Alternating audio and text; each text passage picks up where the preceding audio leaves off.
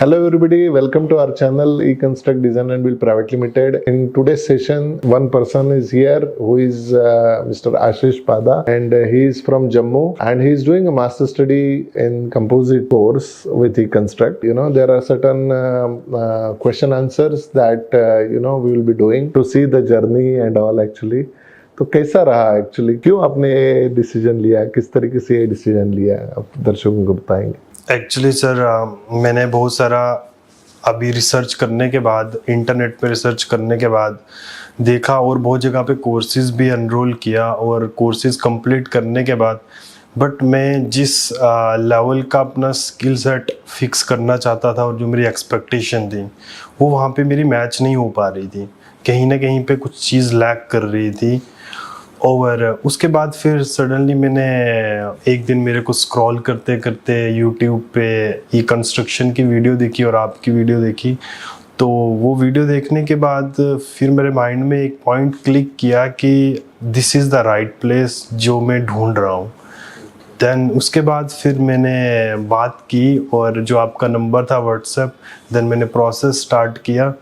फिर थोड़ा टाइम लगा उस प्रोसेस को कंप्लीट करने में और देन आफ्टर दैट मेरे को जो सारी बाकी चीज़ें थी वो कंपाइल करके वो वहाँ पे फिनिश करके देन मैं मूव ऑन किया। और अभी जो जर्नी है वो बहुत अच्छी चल रही है, मतलब जो एक्सपेक्टेशन थी एक्सपेक्टेशन से ज़्यादा मिल रहा है।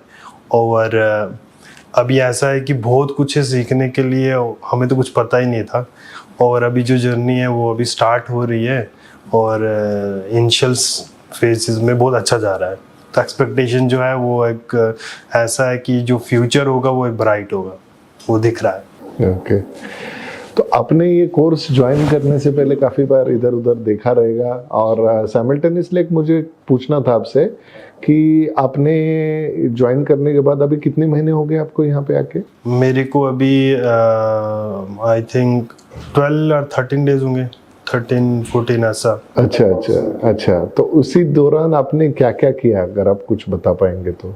उसके दौरान में मैंने अभी स्टार्टिंग में तो पहले कि स्ट्रक्चर डिज़ाइन का काम क्या है, स्ट्रक्चर डिज़ाइन है क्या एक्चुअली, जो बेसिक है कि हमें जो आर्किटेक्चरल ड्राइंग है उसको रीड कैसे करना है। उसको रीड करने के बाद जो कॉलम्स, जो बीम्स, जो कॉलम पोजीशनिंग है वो कैसे देनी है, जो बीम्स हैं बीम्स को कैसे डिसाइड करना है, सेकेंडरी बीम्स हैं, प्राइमरी बीम्स हैं, उनके बाद उनमें हमें जो रियल ई टैब जो हमारा अंडरस्टैंड करता है उस चीज़ को कि कैसा बिहेवियर होना चाहिए स्ट्रक्चर का, रियल बिहेवियर लाइक रिलीजेस वगैरह जो हम प्रोवाइड करवाते हैं हमारे ई टैब में वो। उसके बाद जो एक मॉडलिंग का जो पार्ट है, मॉडलिंग का पार्ट मैंने अभी जस्ट कंप्लीट किया है, एक बेसिक जो मॉडलिंग का पार्ट है वो कंप्लीट किया है। और उसके बाद मैं अब कुछ टाइम के बाद जो असाइनमेंट्स दिए हैं उन असाइनमेंट्स को कंप्लीट करने जा रहा हूँ और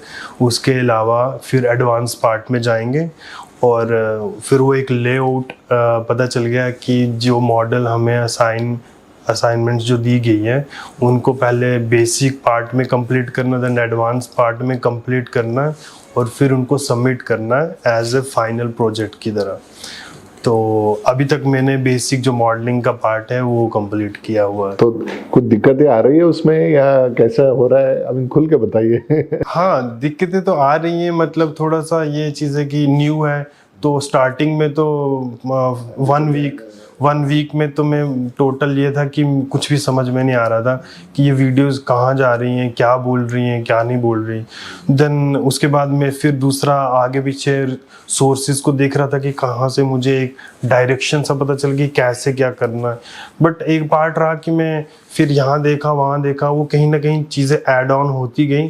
फिर मेरे माइंड में थोड़ा अवेयरनेस बढ़ गई उस सॉफ्टवेयर के related, because this is the new thing जो कि एकदम टोटली डिफरेंट है। और जो कल्चर है यहाँ पे सिखाने का वो भी डिफरेंट है, वो एक वैसा नहीं प्रॉपर कि आपको एकदम से वो ऐसा ऐसा बिल्कुल एकदम दिया जाएगा, आपको दिया है और आपको ढूंढना है।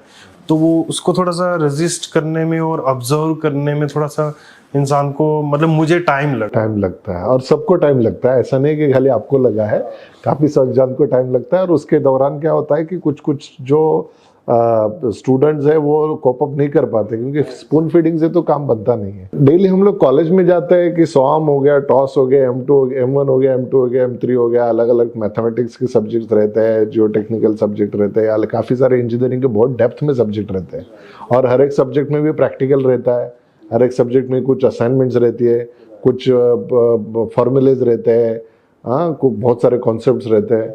तो उसको चलते हुए क्या होता है ना, दिमाग में बहुत खिचड़ी भरा पड़ा होता है, और फिर उसका एप्लीकेशन भैया इंसान में, आई मीन लाइक हर एक प्रोजेक्ट में करे कैसे। तो सिलेबस जो है सिविल इंजीनियरिंग का, उसको काफ़ी सारे अलग अलग पार्ट्स में तोड़ा गया है कि ये सर्वेइंग सब्जेक्ट हो गया, ये हो गया जियो टेक्निकल, ये हो गया सॉम, ये हो गया स्ट्रक्चरल एनालिसिस का पार्ट 1 हो गया, पार्ट 2 हो गया, डिजाइनिंग का अलग है। तो फिर फर्स्ट ईयर से सेकंड ईयर, सेकंड ईयर से थर्ड ईयर, थर्ड ईयर से फोर्थ ईयर, और हर एक इसमें 2-2 सेमेस्टर रहते हैं, और सब सेमेस्टर में भी सब्जेक्ट्स काफ़ी सारे रहते हैं। तो सिविल इंजीनियरिंग काफ़ी वास्ट लाइन है और बहुत ही इंटरेस्टिंग लाइन है। पहली बात तो यह है क्योंकि इसके अंदर it is ever green line, कि दुनिया में किधर भी रिसेशन आता है तो ये लाइन में रिसेशन नहीं आता है। करेक्ट है। आगे अभी भी आज देखे जाए एक्चुअली कि अरबों खरबों रुपए के प्रोजेक्ट्स आज भी चल रहे हैं। कोविड आ गया तो भी आपने देखा रहेगा कि स्ट्रक्चरल और सिविल इंजीनियरिंग के काम तो चलते रहते थे।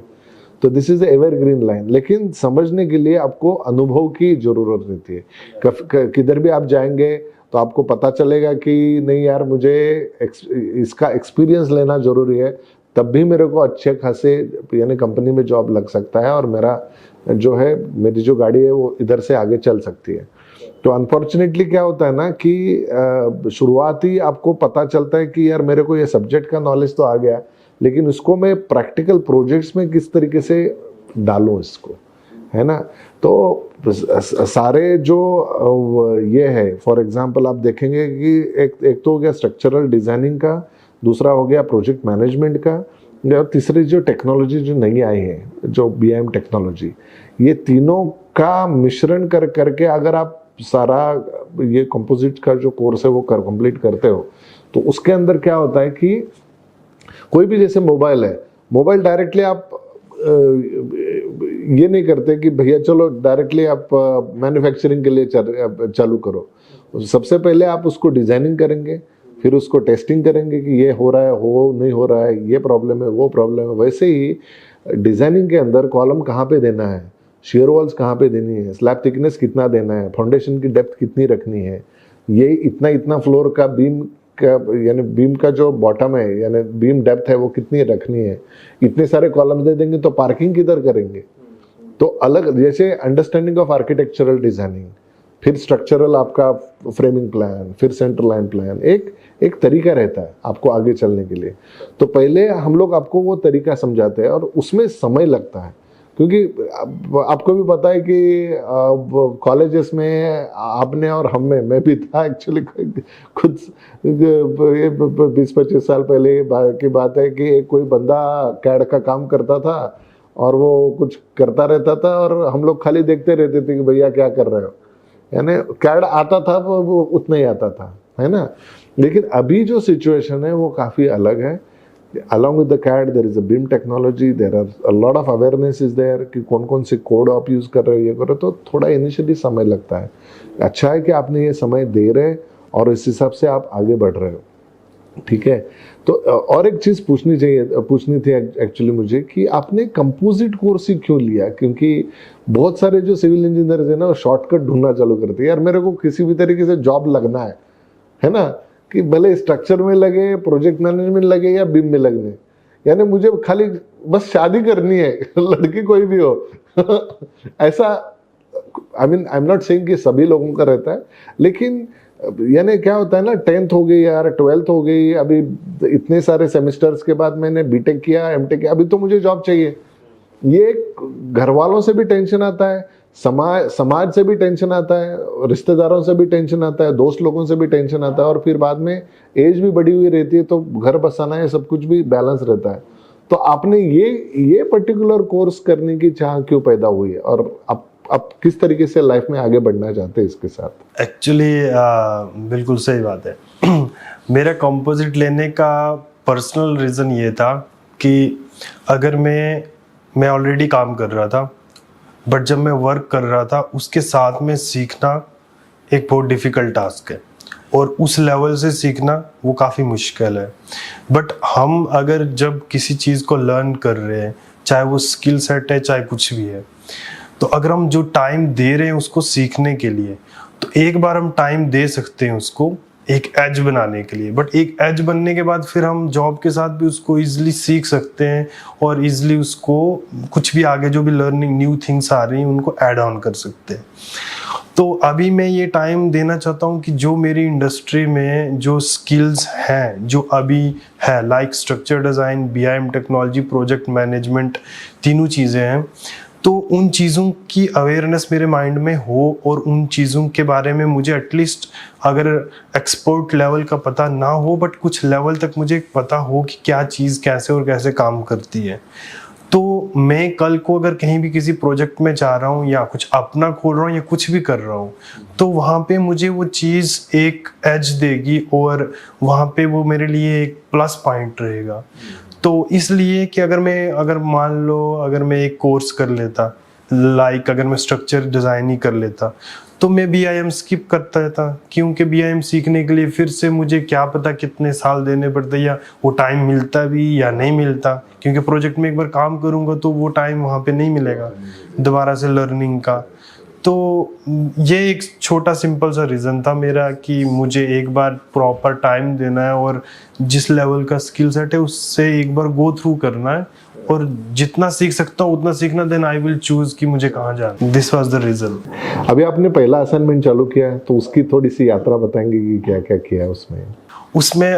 फर्स्ट असाइनमेंट में मैंने फर्स्टली जो कि असाइनमेंट 1 में हमें सेंट्रल लाइनिंग दिया हुआ था, आर्किटेक्चर प्लान दिया हुआ है और सेंट्रल लाइनिंग दिया हुआ, beam central lining.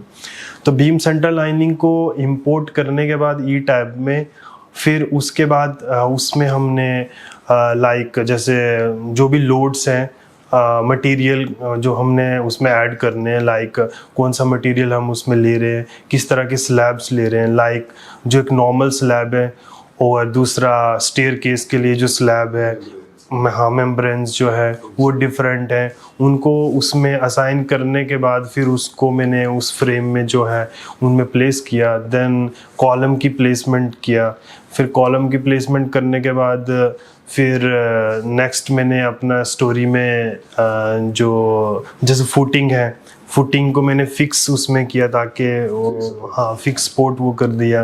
Then fix spot करने के बाद फिर नेक्स्ट जो प्रोसेस था उस प्रोसेस में मैंने अपना क्या बोलते हैं फिर लोडिंग का वो किया, और लोडिंग में डिफरेंट टाइप की जो लोडिंग थी, हर एक के लिए डिफरेंट लोडिंग, जर्नल के लिए लोडिंग है अलग, लोडिंग है स्टेयरकेस के लिए अलग है, लॉबी के लिए अलग है, और हमारा जो रूफ है उसके लिए अलग है, और टेरिस है टैंक की मोंटी वगैरह जिसको बोलते हैं हम उसके लिए अलग है। तो वो dead load live load with the help of code के थ्रू वो देख के वो वैसे असाइन किया। फिर लोड कम्बिनेशन बैठाया, फिर उस लोड कम्बिनेशन के बाद हमने फिर अर्थक्वेक लोडिंग उसमें वो किया, और अर्थक्वेक लोडिंग के बाद फिर वो वैल्यूज़ निकाली हमें EX, spec X, spec Y और EX EY की। देन हमने उसको फिर उसमें चेक किया, और उसको चेक करने के बाद फिर हमने फार्मूले में वो ऐड किया जो भी हमने फार्मूला उसमें 10,000 के साथ मल्टीप्लाई करना था, हाँ स्केल फैक्टर, देन उसको हमने इक्वल किया। तो अभी उतना बेसिक जो था वो मॉडलिंग वाला 15 दिन में इतना सारा सीख लिया तो कॉन्फिडेंस आ गया कि कुछ ना कुछ तो ढंग का होगा यहाँ पे, है ना। चलिए बहुत बढ़िया, बहुत अच्छा लगा आपको यहाँ पे आते हुए और ये सब काम करते हुए। कुछ अपने देखिए, आप जहाँ से आते हैं काफ़ी पहाड़ी एरिया है, काफ़ी दिक्कतों का सामना काफ़ी सारे लोग कर रहे हैं वहाँ पे। भले अभी हम लोगों को जो मीडिया से पता चलता है और वहाँ पे रियलिटी क्या है, शायद उसमें भी तफावत हो सकती है, उसमें भी अंतर हो सकता है।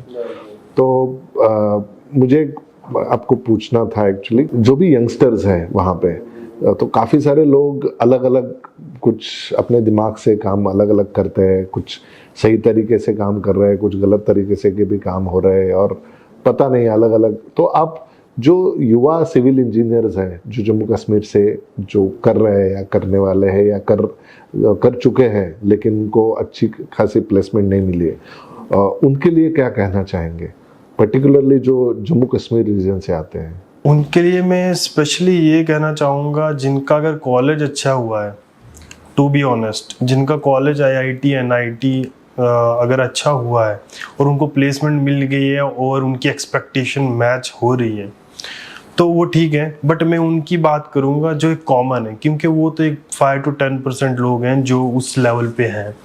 बट कॉमन लोग हैं कि वहाँ पे ऐसा है कि कॉलेजेस हरियाणा, पंजाब, राजस्थान और बहुत सारी स्टेट में कॉलेजेस ऐसे लेवल के खुले हैं कि वो B-C-D ग्रेड कुछ भी है, वो कुछ भी हो सकता है, उसके बारे में बात नहीं कर सकता मैं, कुछ भी हो सकता है। बट वहाँ की जो क्वालिफिकेशन है, जो एजुकेशन की अगर लेवल देखा जाए वो बहुत लो है, जिसके कारण, क्योंकि पोटेंशियल हर इंसान के पास होता है, बट वो अगर उसको एक डायरेक्शन और एक प्लेस मिल जाए ना तो वो एक्सपोजर ले सकता है, और एक्सपोजर लेगा तो वो ग्रो करेगा, डेफिनेटली करेगा। तो एक राइट टाइम पे राइट पॉइंट पे क्लिक करना बहुत इंपॉर्टेंट है। मेरे को भी काफ़ी टाइम लग गया इधर पहुंचने में। मैं उसके लिए मतलब मुझे एक दुख भी होता है और एक टाइप से मैं देखता हूँ कि ठीक है, एक मैच्योरिटी के बाद इधर आना एक बेस्ट थिंग भी है, वरना माइट भी मैं इस चीज़ की वैल्यू नहीं समझता। तो राइट टाइम राइट प्लेस, वो तो एक गॉड का वो दिया हुआ है। तो मैं उनके लिए एक मैसेज ही ये दूंगा कि अगर आप भी इन चीज़ों से स्ट्रगल कर रहे हैं कि मुझे कैरियर में कहाँ जाना, मुझे फील्ड में जॉब नहीं करनी, मुझे साइट इंजीनियर का काम से मुझे सेटिस्फेक्शन नहीं मिल रही, मुझे डिज़ाइनिंग में जाना है, या डिज़ाइनिंग का भी पता नहीं कि क्या है डिज़ाइनिंग में, और BIM क्या है, या प्रोजेक्ट मैनेजमेंट में क्या होता है, कैसे होगा या क्या होगा। तो वो मैं उनको एक सजेस्ट करूंगा कि I think this to be genuine, मतलब ये कोई किसी ने मुझे बोला नहीं कि ये बोलना या तुम ये चीज़ बताओ, बट मैं अपने दिल से और खुद जो ऑब्जर्व किया और खुद मेरे को जो रियलाइज हुआ वो बता रहा हूँ कि this is the right place, कि आप आओ और आप आने के बाद आपको एक पैकेज मिल जाएगा। एटलीस्ट आप कि माइंड में जो कन्फ्यूजन है या जो कुछ भी दिक्कत आ रही है ना, उन सब का सलूशन आपको एक जगह पे मिल जाएगा। वो अगर आप कोई कंस्ट्रक्ट में आप कुछ भी कोर्स करते हो, और एक स्पेशल मैसेज ये रहेगा कि ऑफलाइन करोगे तो बेस्ट है, ऑनलाइन करोगे तो ठीक है, वो आप पे डिपेंड करता है, लेकिन ऑफलाइन में जो एक्सपोजर मिलेगा वो एक डिफरेंट टाइप का है, वो एक डिफरेंट तरह का होगा। और ऑनलाइन में वो डिफरेंट है, ओबियसली सब जानते हैं ऑनलाइन का कैसा रहेगा। तो मेरा यही मैसेज है वहाँ के सब लोगों को, अगर जो पैशनेटली और जो डेडिकेटेड है उस चीज़ के लिए और सच में उनको करना है, तो this is the right platform for everyone. That is my message from my side. दूसरा एक पूछना था कि काफी सारे लोग जो है ना सिविल को एकदम गया गुजरा ब्रांच मानते हैं, सिविल इंजीनियर्स को जॉब नहीं है, ये नहीं है, वो नहीं है। लेकिन अगर आप देखेंगे जम्मू कश्मीर में काफ़ी सारी इन्वेस्टमेंट आ रही है ना, UAE के थ्रू, इसके थ्रू जो प्रोजेक्ट्स आप ई-कंस्ट्रक्ट में भी देख रहे हो कि 35 माले के 4 टावर्स, ये वो सब अभी बहुत बड़े बड़े जो प्रोजेक्ट्स हैं। मैं ये नहीं बता रहा हूँ कि सभी जगह पे जो टॉप क्लास के प्रोजेक्ट्स हैं, लेकिन यहाँ पे भी 3-4 हज़ार स्क्वायर फुट यानी 3-4 हज़ार एकर्स के प्रोजेक्ट्स हम लोग यहाँ पे कर रहे हैं एक जगह पे जहाँ पे है।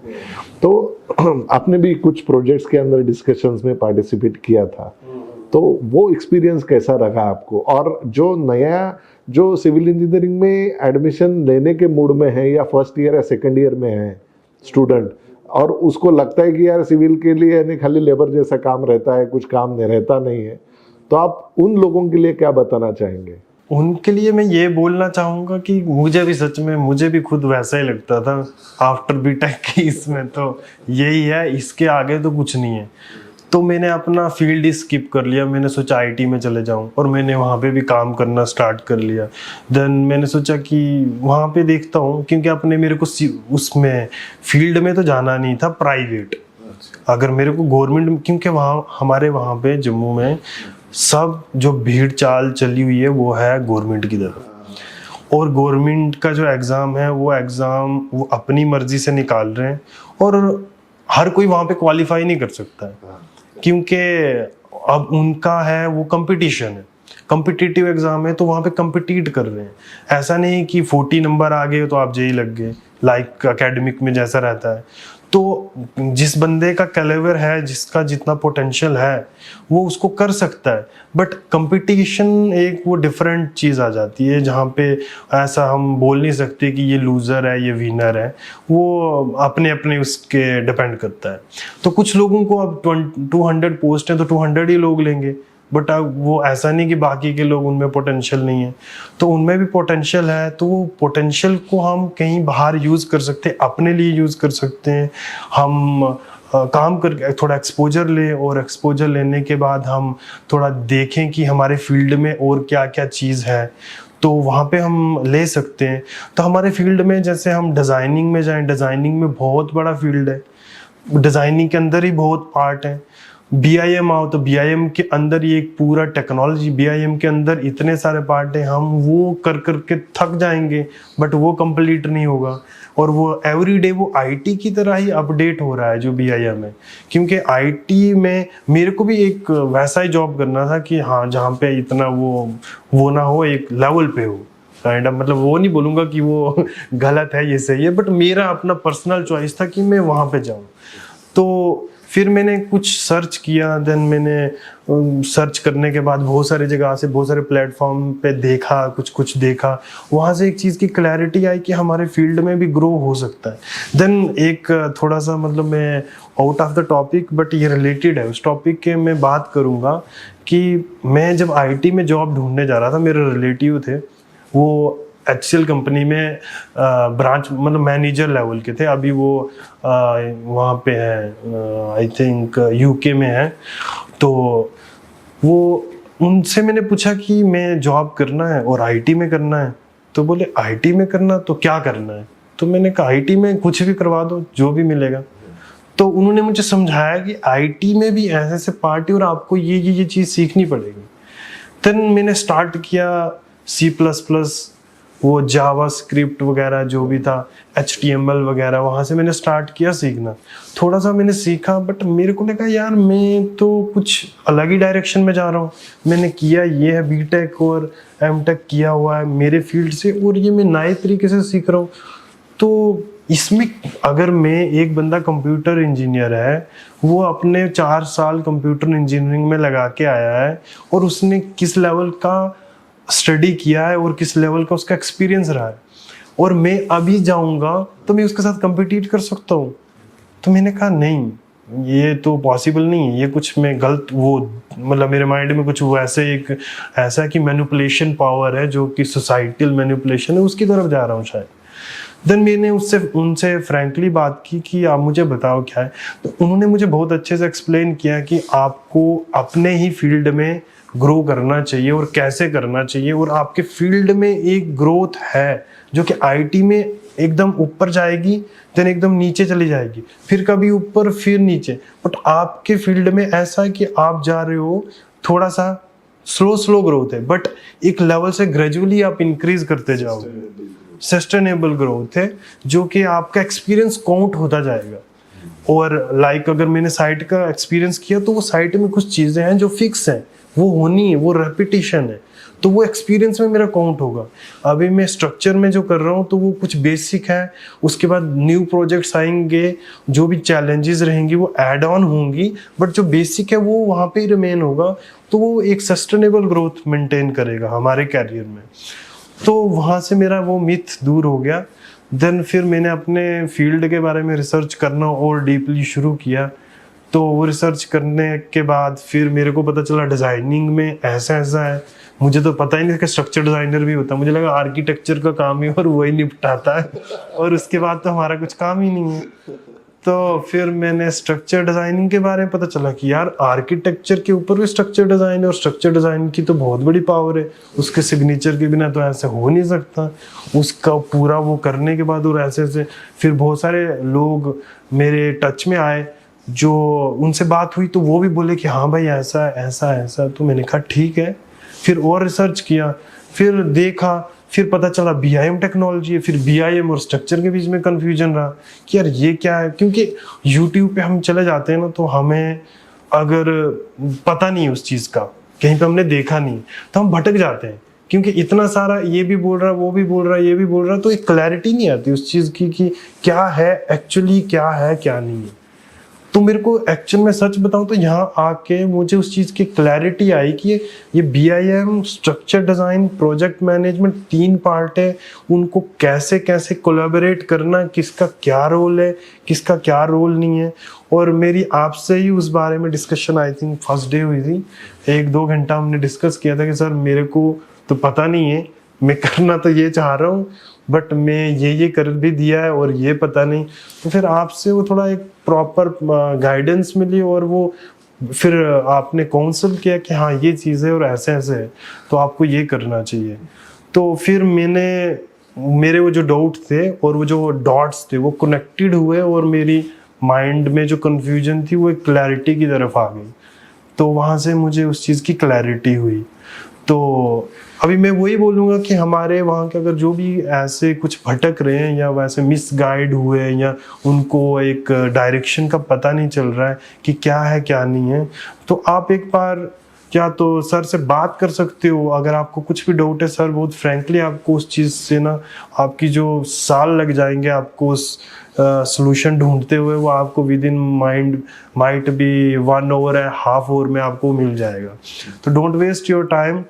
तो जो भी है, आप अगर डिसीजन नहीं ले पा रहे हो तो आप बात कर सकते हो। बात करने के बाद आप डिसाइड कीजिए क्या करना क्या नहीं करना, what is for you actually. तो मेरा तो ये पर्सनली सजेशन है, क्योंकि मैंने खुद टाइम अपना जो है इतना वेस्ट किया। तो अब मैं, क्योंकि मैंने अभी अपने एक फ्रेंड है, मैंने उससे भी बात हुई मेरी, तो मैंने उसको बोला कि यार हम एक्चुअली सेम ही फील्ड में हैं, बट वो भी IT में है अभी, तो हमें अपने ही फील्ड में आना था। हमने ट्राई किया बट वो कुछ उसका भी वैसा ही था। और फिर उसे मैंने बताया कि यार this is the best place, जो हम ढूंढ रहे थे ना भाई, ये है वो, यहाँ पे सारा कुछ है। वो अभी तो मेरे आंखों के सामने वो दिख रहा है मुझे कि यहाँ पे वैसी वैसी चीज़ें हो रही हैं। और हम लोग जितना गेन कर सकते हैं, बस भूख लेके आओ, यहाँ पे तो भंडार पड़ा हुआ है, आप जितना ले सकते हो उतना ले लो, समुंदर की तरह है। तो मतलब वो पर्सनली मैंने, मतलब मेरी कन्वर्सेशन उसके साथ मतलब अभी हो रही, तो अभी वो भी शायद आ रहा है कुछ डेज में, वो भी बता रहा था कि मैं आ रहा हूँ।